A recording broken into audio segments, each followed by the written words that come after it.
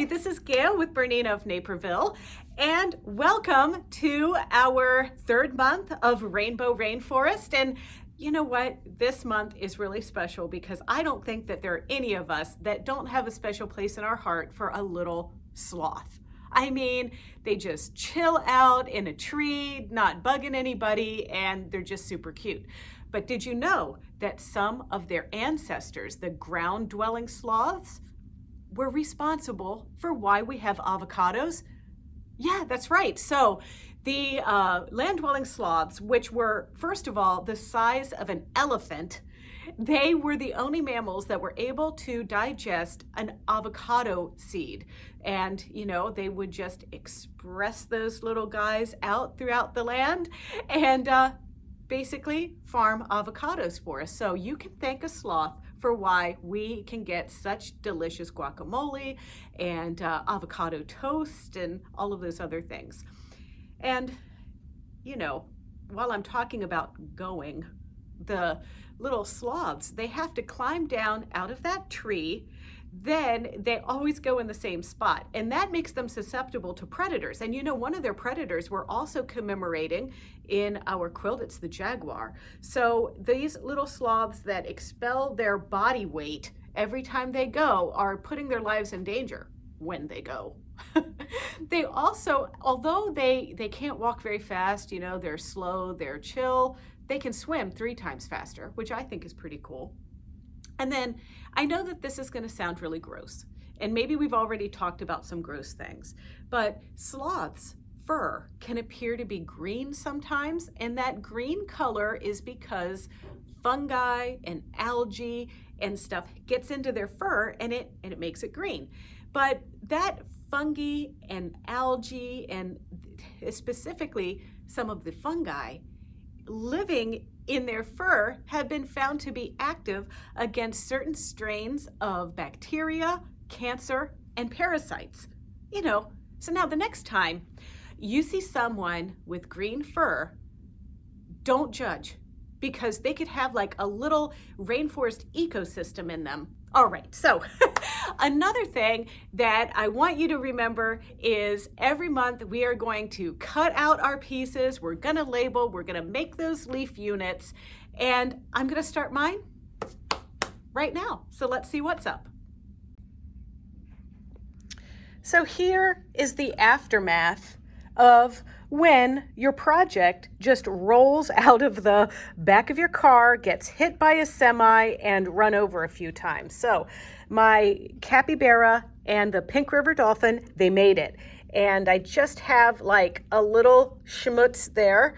And then what I did is I had to wash all of the fabric. And I'm a little nervous because I did not pre-wash the capybara and the pink river dolphin, but I had to wash these simply because they were gross and grimy from being in the rain, on the road, run over by several cars. So what I want to recommend is, if you are ever in this kind of situation, that what I did is I washed these in cold water with detergent, and then I let them kind of air dry, and then I pressed them a little bit. So these are all ready to go. You can see that it unraveled a little bit, the Essex linen more so, but with this in mind, normally you would not have your fabric jump out of the car, but I didn't want to put wet fabric through my serger or whatever, so I'm just going to have to live with this, but I think I have plenty of fabric to get through this.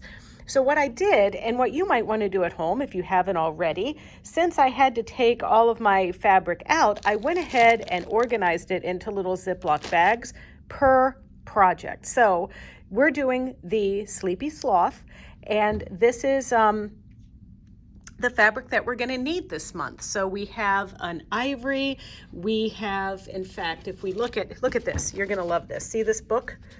Yeah, it lasted, but I might have to tape it together a little bit. So the sloth, you can see him right there.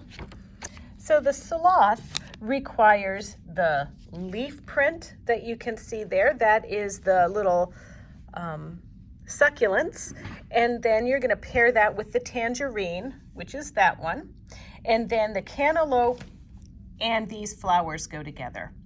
Then there's the champagne Essex champagne.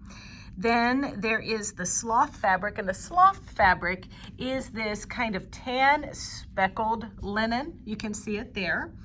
And then there is the spice one, and I have to tell you, it's hard for me to figure out which of these fabrics, because there are a couple that are the same, are spice, because in the kit things are normally in order. But you know what, I think this is going to make a really cute sloth. So if I got a couple fabrics screwed up, who cares, right? We have what you're going to use for the tree branch fabric, which is this espresso. And if it says YD by the fabrics in your pattern, like this one, that means yarn dye, and that is where your warp and your weft are two different colors. So just to kind of help you discern. But once again, if it's sort of the color, I don't think you have to worry too much about it. So now I'm going to take my time and make my leaves, remembering to pair the succulents together with the tangerine and the little flowers together with the cantaloupe. So I'm going to go ahead and follow the charts for the leaves like we have done. And you know what, I'm so glad that I was able to save this, because I've written notes all over this pattern. But so we're going to go ahead and make the units of that. So I always look at all of the diagram here for the leaves to know how many I need to make of each combination. And so in the handout, I try to straighten it out for you, but we're going to need 2 of the RP1, 2 of RP2, 1 of RS1, and you don't need to create an RS2, but you are going to need 1 LP1, 1 LP2, and then 2 LS1s and 2 LS2s. Last but not least, don't forget about our dark detail for the eyes. So I'm ready to sew this out because I've got all of my pieces cut and labeled. And don't forget to use our Elizabeth Hartman labeling chart. You can find it in this handout. And yeah, let's go hit our Bernina 770 Plus. So every day when I go home or come to the store, whatever, I transport all of my projects in this like Tula Pink Tudo bag. And it doesn't have a sewing machine in there or anything, but you know, it's got my laptop, it's got a mouse, it's got sometimes my dishes from food I bring to the store, you know, whatever you picture, like everything in your purse, then add like wheels to it. Okay, so that's what we're dealing with here. And so sometimes I'm here like 8 o'clock in the morning until 8 o'clock at night. It all depends. So last night I had packed up everything, and the doll dress, well, and we also got some new art gallery rayon that I was excited to make like a flowy skirt with and whatever. So I packed everything up, and the funny thing is as I'm rolling my wheelie off the curb and whatever, I was a little concerned that this that the thread was going to spill out of the top, and then, you know, it would make a mess or whatever. But anyway, so I packed it up into my car, and I have a hatchback in my car, and sometimes, for whatever reason, when I take my car in for service, my alarms get turned off. So, you know, there's no alert letting me know that, you know, hey, your door's open or whatever. So last night, I'm driving home, and all of a sudden, I'm like, I heard a weird thing. And then the next thing I know, it sounded like my windows were down. And I look behind me, and the hatchback has opened. Now, this didn't traumatize me at first because I'm like, oh God, I got to find a place to pull over and put my hatch down. But instead, what happened is I look back and my bag is gone. Like no evidence of it whatsoever. And then I look behind me like a dumb person, like, oh, it just fell out then or whatever. No sign of my bag anywhere. So I do like probably, I don't know for sure, but an illegal U-turn. I start working my way back to the store. I only live 2 miles away from the store. And I don't see anything. I don't see anything. I'm totally like freaking out by the minute. And then it turns out that there's my bag only, I don't know, a block away from the store, but it didn't look like my bag. It just looked like my stuff on the ground. Well, anyway, here's what happened.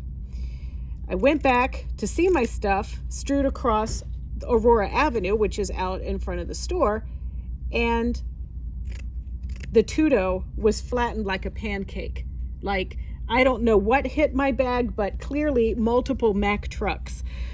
So then I'm like, oh, maybe my laptop made it, you know, because there will be a miracle. No, there is no saving this. No, no, no. And then there's other stuff in there. I had just gotten one of these hula hoopy weighted exercise belts, flattened, smashed in pieces everywhere. And then just the dumbest things I found, my reading glasses that I had lost for like 100 years. And then whatever. So I started to cry because, you know, and the thing of it is, and why this story is really relevant to you guys is my rainbow rainforest pattern was getting wet and torn up and everything out there, as well as all of this fabric. And I'm just like, well, it's washable, right? And I do have to say that every time you think that maybe like all the good people in the world are gone, or that everybody is just a jerk face or whatever, there was the nicest lady that pulled over. She had a little white like Maltese or Bichon Frise or just a white fluffy thing in her car with her. And she pulled over and she helped me pick up all this stuff and put it in my car. And then this other guy kind of pulled over and they just were helping me, and it just made me realize, and they didn't want anything. They just could clearly see that I was in distress. So I was very, very thankful for people like these folks that helped me out last night. But all I could think of is, I do not want to make another capybara or a pink dolphin. And then I went home, and the first thing I did is I washed my new art gallery knit and the rayon and all of those things. And then I started washing these fabrics. And then I'm thinking, you know what? I started feeling weird because I'm like, oh gosh, I haven't pre-washed the blocks, but now I've pre-washed the other fabric. How on earth is this ever going to function as a quilt?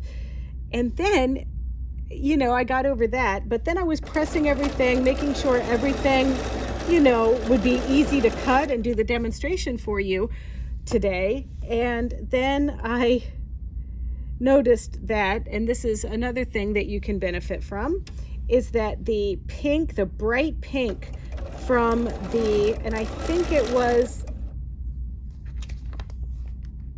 yeah, it's the bright pink in the Pink River Dolphin. That's solid. It totally bled. So if you are thinking of pre-washing, or if you're thinking of washing your quilt after it's all made, please wash it with one of those Shout color catchers, and then that way, you know, it'll save it from all the bleeding. So that's my story. So I've just made 2 of these units. These are the RP2s, and then I just made the RP1s. And the RP1s are here, and don't forget to label. And so I'm just going to sit here doing the rest of these, and then I'm going to start working on assembling the cute sloth. And this is just a reminder to you that you mind where you keep your pieces lined up and labeled correctly, paying attention to what corners have the large square versus the smaller square there. But these are all done, and now it's time for sloth assembly. Okay, I've got my little pile of labeled pieces that I need for our sloth face there, and super cute as always. So I'm just going to start by building the middle pieces. There's his nose and his mouth. So now we need to make 2 mirrored units, and that's going to be this piece, and I'm just going to go by row and then sew my rows together, then do the same thing, and then obviously these 2 pieces get sewn to the nose. After these little bits are all sewn together, I abandon the concept of actually pressing to the dark side or whatever on the little sloth eyes. I actually enjoy pressing the seams open. Pressing the seams open is going to really help keep it nice and flat, and it's going to eliminate the bulk. And as you can see here on my two pieces, it's nice and flat and everything is really tidy. So now we're just going to sew these together. Once again, now here's its nose. Mouth goes below the nose on most animals.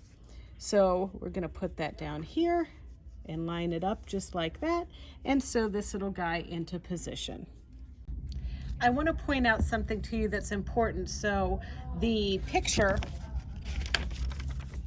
of our sloth here, that's on page 20. There are detailed instructions here on making the face. And one thing that you want to pay attention to is once you sew piece C onto piece D, you want to trim a 1/2 inch from the seam and do the same thing with the D piece. But I didn't do that on mine. So my sloth has a little bit larger mouth, but that's okay. I ended up trimming about 1/8 inch or so up here and 1/8 inch there. I actually like this method better, to just sew this lining up the bridge of the nose here with the sloth and not trimming anything down. It's up to you how you want to do it, but this is how I did it, and I did a little bit differently. And there are no two sloths out there that are identical in the rainforest. Let me point out a couple of other things with our little sloth face that's different. I sewed my little stitch and flip triangles to this piece first rather than sewing the eye units together. The end result is the same, so you can do it either way. So I deviated a little bit from the pattern there, but I did put my borders on my face, and now I'm ready to add piece HH to the corners there, and that is going to give him a little round head. And then I'm going to sew some other pieces together and just keep building and building and building, and you're going to follow the diagrams in the book. So after you get kind of the head unit together, you're going to make the feet unit. And now one thing that's a little bit weird about this pattern, we're on page 22 right now, but when you want the rest of the instructions, don't forget to turn to page 49, which is here, for the finished block instructions. And I'm just going to follow these step by step. And you saw I made the leaves, and then our little buddy is going to be all done. All right, once you get to this stage, your sloth should be 13 by 15.5 inches. You know, I don't know if I am just I'm spacing out tonight or what, but I have had to revisit my 1/4 inch seam allowance a little bit with this one. You may not have that experience because, you know, sometimes we just have those days where we just can't think or we can't do. I'm having one of those with this guy, so I'm measuring as I go along just to check myself. So I kind of recommend that for you, so that's why I'm kind of giving you this measurements as we go along. So all that's left is for me to add a few borders to my little sloth and then assemble the leaves and add the leaf spacers, and we're good to go. Well, thanks a whole lot for sewing along with us. As you can see, fabric is resilient and you can wash it and get tire tracks out of it and all of those good things. So I was really happy that you joined us this month, and don't forget, next month we're going to be making a jaguar, and we'll have some fun facts about them as well. And if you like this video and you want to see more just like it, don't forget to check out our BERNINA of Naperville YouTube channel. It's easy. It's youtube.com/BERNINA of Naperville, and there you can like, comment, and subscribe. And if you want the handout to assist you in making the Rainbow Rainforest, you can check out the BERNINA of Naperville website. It's BERNINAofNaperville.com, and under the handouts section, you will see our 3 handouts for our Rainbow Rainforest sew along. So thanks a lot for joining us. See you next time.